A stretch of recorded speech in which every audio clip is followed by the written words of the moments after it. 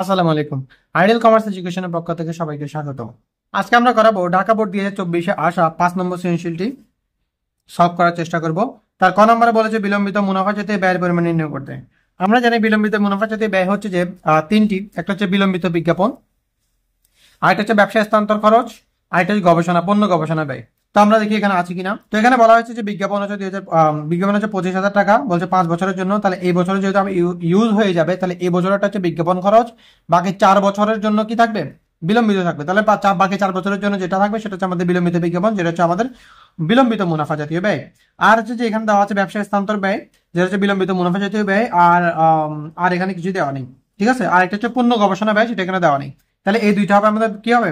এই দুইটা হবে আমাদের বা, বিলম্বিত মুনাফা জাতীয় ব্যয়। তো আমরা লিখি 5 নম্বর সৃজনশীল।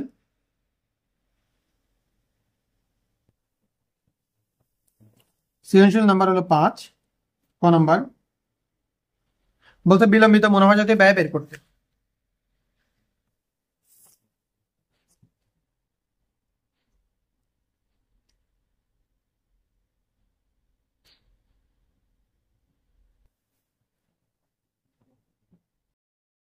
ওকে, তাহলে আমরা এখানে টাইটেল দিয়ে নেব যে বিলম্বিত আমরা কি বের করছি, রাইট? তাহলে টাইটেল দিয়ে নেব বিলম্বিত মুনাফা জাতীয় ব্যয় নির্ণয়। বিলম্বিত মুনাফা জাতীয় ব্যয় নির্ণয়, রাইট? আর এখানে লিখবো আমরা তারিখ,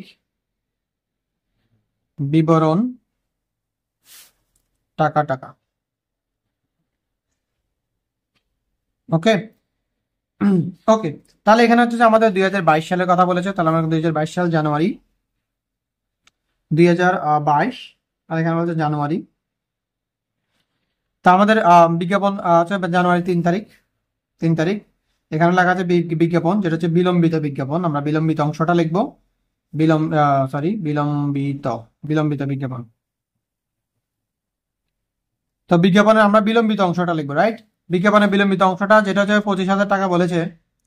25,000 টাকা 5 বছরের জন্য বলেছে, রাইট? তো 25,000 টাকাটাকে আমরা 5 বছরে ডিভাইড করবো। তাহলে প্রত্যেক বছরে 5,000 5,000 5,000 5,000 পরে, রাইট? তাহলে এই বছর যেহেতু আমরা ইউজ করবো, তাহলে এই বছরের বিজ্ঞাপন খরচটা হয়ে যাবে। তাহলে বাকি 4 বছরের জন্য যেটা থাকবে সেটা হচ্ছে কি? বিলম্বিত বিজ্ঞাপন। তা বাকি 4 বছর আমরা হিসাব করতে হবে। তো 4 বছর, ওকে, 4 বছর আমাদের 4 বছর, বাকি 4 বছর হচ্ছে আমাদের কি? বিলম্বিত বিজ্ঞাপন।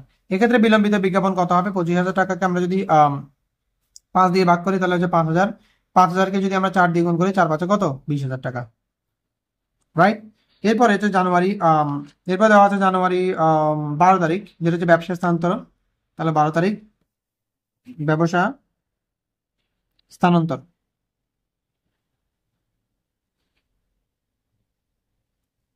ব্যবসায় স্থানান্তর হচ্ছে যে আমাদের ব্যয় হচ্ছে 20,000 টাকা। ওকে, আর নাই, তাহলে আমরা এগুলো যোগ করে নিব। 40,000 টাকা হচ্ছে আমাদের কি? বিলম্বিত মুনাফা জাতীয় ব্যয়ের পরিমাণ। বিলম্বিত মুনাফা জাতীয় ব্যয়ের কি পরিমাণ? তারপর খ নম্বর আমাদেরকে বলছে মুনাফা জাতীয় আয় এবং মুনাফা জাতীয় ব্যয়ের পরিমাণ নির্ণয় করতে। ওকে, মুনাফা জাতীয় আয় এবং মুনাফা জাতীয় ব্যয়ের পরিমাণ নির্ণয় করতে বলেছে। তো আমরা আগে ঘরটা বানিয়ে ফেলি।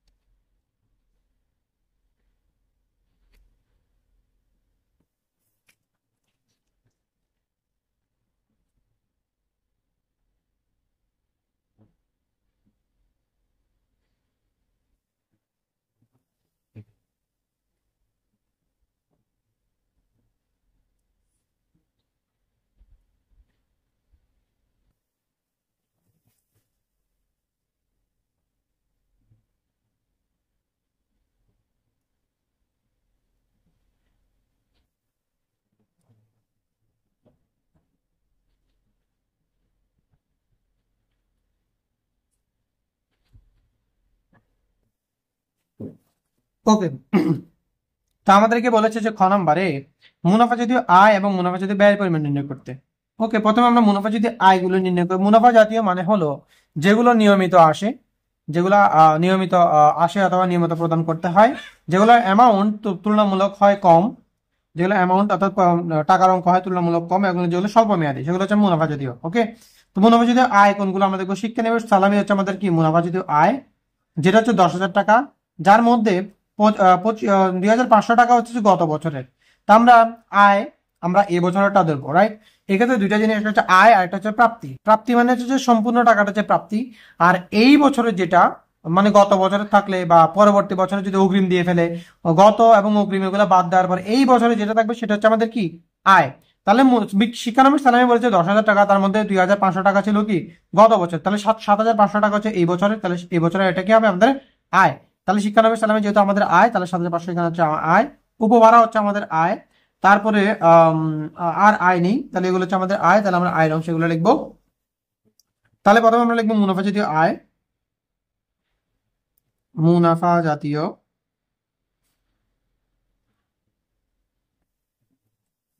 আয় সমূহ, মুনাফা জাতীয় আয় সমূহ, রাইট। ওকে, প্রথমে দেওয়া আছে যে আমাদের এখানে 6 তারিখ জানুয়ারি 6, শিক্ষানবিশ সালামি,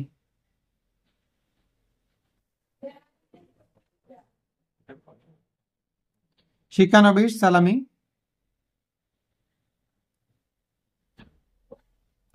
শিক্ষানবিশ সালামি বলেছে 10,000 টাকা, যার মধ্যে 2,500 টাকা ছিল গত বছরে, তাহলে 2,500টা আমাদের বাদ দিতে হবে, কারণ এই বছরে যা পাবো সেটাই হচ্ছে আমাদের আয়, আর সম্পূর্ণ 10,000 টাকা হচ্ছে আমাদের কি প্রাপ্তি। তাহলে আমাদের আয়টা লিখবো শুধু, যেহেতু আমরা আয় লিখছি, তাহলে 10,000 টাকা থেকে 2,500 টাকা বাদ দিলে হচ্ছে আমাদের 7,500 টাকা। তারপরে তারপর দেওয়া হচ্ছে 15 তারিখ উপহারা,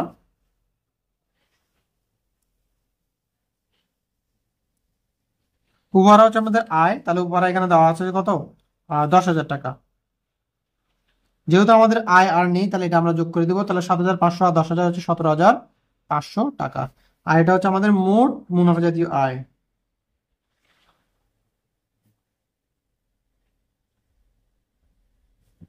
মোট মুনাফা জাতীয় আয়, রাইট। ওকে, তারপর বলেছে যে আমাদেরকে মুনাফা জাতীয় ব্যয় নির্ণয় করতে অ্যাট দ্য সেম টাইম। তাহলে মুনাফা জাতীয় আয়টা আমরা ব্যয়টা বের করবো, মুনাফা জাতীয় ব্যয়, রাইট। ওকে, দেখি আমরা মুনাফা জাতীয় ব্যয় কোথায় কোথায় আছে। প্রথমে হচ্ছে বিজ্ঞাপন খরচ, যেটা হয়েছে আমাদের এই বছরে, বিজ্ঞাপন খরচটা হচ্ছে আমাদের মুনাফা জাতীয় ব্যয়। তারপরে এখানে এখানে হচ্ছে যে কর্মচারীকে বেতন দিয়েছি, এখানে কর্মচারীকে বেতন প্রদান করেছি, তাহলে বেতনটা আমাদের কি ব্যয় না, রাইট, মুনাফা জাতীয় ব্যয়। যদি কর্মচারীকে বেতন আমরা নিয়মিত দিতে হয়, তাহলে এটা আমাদের ব্যয়, মুনাফা জাতীয় ব্যয়। ওকে ফাইন, তাহলে আমরা এখানে লিখবো মুনাফা জাতীয় ব্যয়। ওকে, জানুয়ারি 3 তারিখ হচ্ছে আমাদের বিজ্ঞাপন খরচ। তো বিজ্ঞাপনের মধ্যে আমাদের শুধু এই বছরেরটা আমাদের বিজ্ঞাপন খরচ হিসেবে আসবে, রাইট। তাহলে 25,000 টাকা, 5 বছরের জন্য, তাহলে এই বছরের জন্য কত হবে 5,000 টাকা। তাহলে বিজ্ঞাপন খরচ হচ্ছে আমাদের কত 5,000 টাকা। তারপরে এখানে আমাদের 31 তারিখ, আমরা যেহেতু কর্মচারীকে বেতন দিচ্ছি, তাহলে বেতন প্রদান, বেতন হচ্ছে আমাদেরকে মুনাফা জাতীয় ব্যয়, সেটা হচ্ছে যে 10,000 টাকা। তাহলে আমাদের মুনাফা জাতীয় ব্যয় হবে মোট 15,000 টাকা। তাহলে এখানে লিখবো মোট মুনাফা জাতীয় ব্যয়।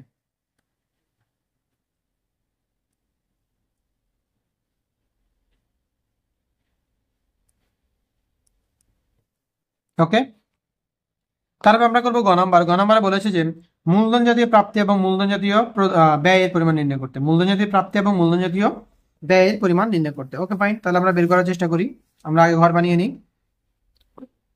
তো ঘ নম্বরের জন্য মূলধন জাতীয় প্রাপ্তি এবং মূলধন জাতীয় আয়ের জন্য আমরা ঘর বানিয়ে নিয়েছি। এখানে ঘ নম্বরে আমাদের বের করতে হবে মূলধন জাতীয় প্রাপ্তি এবং মূলধন জাতীয় আয়। তো তাহলে মূলধন জাতীয় লেনদেন হলো যেগুলো হচ্ছে অনিয়মিত করা হয়, সাধারণত জেনারেলি সবসময় করা হয় না, যেটা দীর্ঘমেয়াদের জন্য করা হয়, আর যেটা টাকার অঙ্ক হবে কি সাধারণত বড়। আর প্রাপ্তি মানে হচ্ছে টাকা আসাকে এখানে বোঝায় প্রাপ্তি, আর প্রদান মানে হচ্ছে টাকা যাওয়া, রাইট। ওকে, আমাদের বলছে মূলধন জাতীয় প্রাপ্তি আর মূলধন জাতীয় ব্যয়ের পরিমাণ নির্ণয় করতে বলছে, বলে আমরা আয় লিখে ফেলছি, এখানে নির্ণয় করতে বলছে ব্যয়। তাহলে মূলধন জাতীয় প্রাপ্তি এবং মূলধন জাতীয় কি করবো ব্যয়ের পরিমাণ নির্ণয় করবো। তো মূলধন জাতীয় প্রাপ্তিগুলো আইডেন্টিফাই করার আমরা চেষ্টা করি। তো যেহেতু মূলধন বিনিয়োগ করছি, যদি মূলধন বিনিয়োগ করে, তাহলে ব্যবসা মূলধন আমরা সাধারণত সবসময় বিনিয়োগ করি না, মূলধন সবসময় আমরা কি করি বিনিয়োগ করি না। একটা ব্যবসায় আমরা একবারই বা একবারই বিনিয়োগ করে থাকে সাধারণত। তো একবার যেহেতু মূলধন বিনিয়োগ করছে, এটা হচ্ছে আমাদের মূলধন জাতীয়। আর যেহেতু টাকা আসছে, তাহলে হচ্ছে মূলধন জাতীয় প্রাপ্তি, রাইট? তাহলে এটা আমাদের কি হবে? মূলধন জাতীয় প্রাপ্তি। তারপরে বলছে এখানে ঋণ গ্রহণ। এই ঋণকে আমরা সাধারণত সবসময় গ্রহণ করি, ঋণ সাধারণত আমরা যখনই প্রয়োজন হয় তখনই নিই। আর যেহেতু টাকা আসতেছে, যেহেতু আমাদের এটা সবসময় করি না, অনিয়মিত, তো এটা আমাদের মূলধন জাতীয়। আর যেহেতু টাকা আমরা পাচ্ছি, তাহলে হচ্ছে মূলধন জাতীয় প্রাপ্তি, রাইট? ওকে। তারপরে এখানে 31 তারিখে বলা বলা হয়েছিল, যেটা আমরা ক নম্বরে লিখছিলাম, কর্মচারী বেতন অর্থাৎ মূলধন জাতীয় ব্যয়। এট দ্য সেম টাইম এটা আমাদের কি হবে? মূলধন জাতীয় প্রাপ্তি হবে, কারণ মালিক ব্যক্তিগত তহবিল থেকে কারবারে ব্যবসায় টাকাটা দিতে, মালিকের ব্যক্তিগত টাকাটা দিতে, মালিকের কোনো কিছু, মালিকের ব্যক্তিগত টাকা যদি ব্যবসায় আসে, সেটা হচ্ছে আমাদের মূলধন হিসাব ধরা হয়, রাইট? যেহেতু আমরা মালিক সাধারণত সবসময় কারবারে কি করে না, মূলধন বিনিয়োগ করে না, সবসময় অনিয়মিত হয় লেনদেনটা, সেটা মূলধন জাতীয়। আর যেহেতু টাকা আসছে, ব্যবসায় টাকা আসছে, তাহলে এটা কি হবে? এটা হবে প্রাপ্তি। তাহলে মূলধন জাতীয় প্রাপ্তি হবে এই তিনটা। তাহলে কোন এক নম্বর,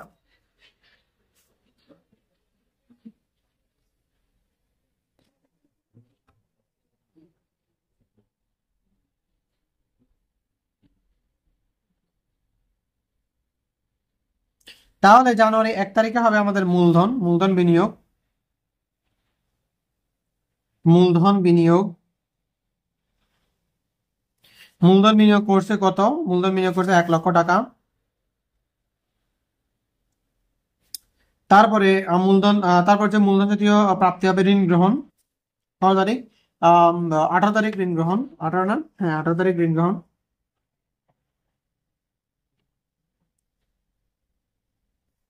ঋণ গ্রহণ করা হয়েছিল 50,000 টাকা। তারপরে শেষে 31 তারিখে ব্যক্তিগত তহবিল থেকে ব্যবসায় টাকা দিয়েছে 10,000 টাকা। তাহলে অতিরিক্ত মূলধন।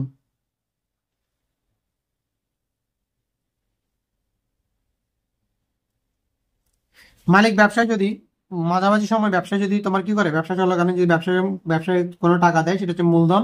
আর সেটা হবে আমাদের অতিরিক্ত মূলধন। একবার মূলধন দেওয়ার পর যদি আবার মূলধন দেয়, সেটা হচ্ছে অতিরিক্ত মূলধন, রাইট? সেটা দিয়েছে 10,000 টাকা। তাহলে আমরা সবগুলো যোগ করবো, 60,000, 50,000, আর 10,000, 60,000, আর 1 লক্ষ, 1,60,000। তাহলে আমরা এটা কি বের করলাম? এটা বের করলাম আমরা মোট মূলধন জাতীয় প্রাপ্তি। মোট মূলধন জাতীয় প্রাপ্তি, রাইট? ওকে। তারপর বলেছে আমাদেরকে মূলধন জাতীয় ব্যয়ের পরিমাণ নির্ণয় করতে। মূলধন জাতীয় ব্যয় হলো যেটা অনিয়মিত হবে, আর ব্যয় মানে হচ্ছে চলে যাবে, টাকা চলে যাবে, রাইট? তাহলে আমাদের মূলধন জাতীয় ব্যয় কোথায় কোথায় আছে আমরা একটু দেখি। প্রথমে হচ্ছে যন্ত্রপাতি ক্রয়। যন্ত্রপাতি ক্রয় আমরা সাধারণত নিয়মিত কিনি না, অনিয়মিত কিনি। আর যেটা হচ্ছে আমাদের ক্রয় করার মধ্যে টাকা চলে যায়, তাহলে মূলধন জাতীয় ব্যয় হবে 60,000 টাকা। আসবাবপত্র ক্রয়, আসবাবপত্র আমরা সাধারণত কি করি না, নিয়মিত কিনি না, তাহলে আসবাবপত্র ক্রয়ের মাধ্যমে টাকা চলে যায়, তাহলে এই দুইটা আমাদের কি মূলধন জাতীয় ব্যয়। আর আর নাই। ওকে।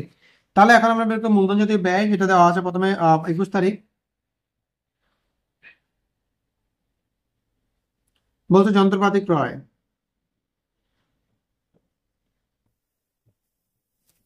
যন্ত্রপাতি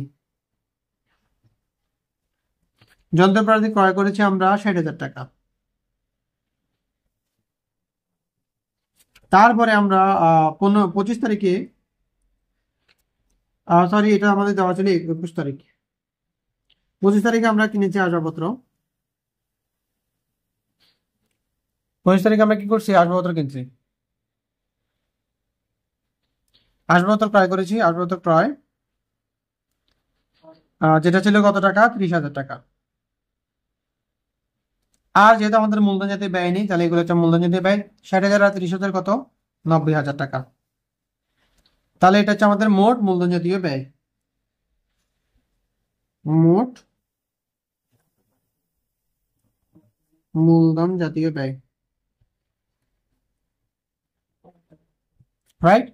তো এর মাধ্যমে আমাদের 5 নম্বর সৃজনশীলটা শেষ হয়ে গেল। তো আজকের জন্য এতটুকুই। আল্লাহ হাফেজ।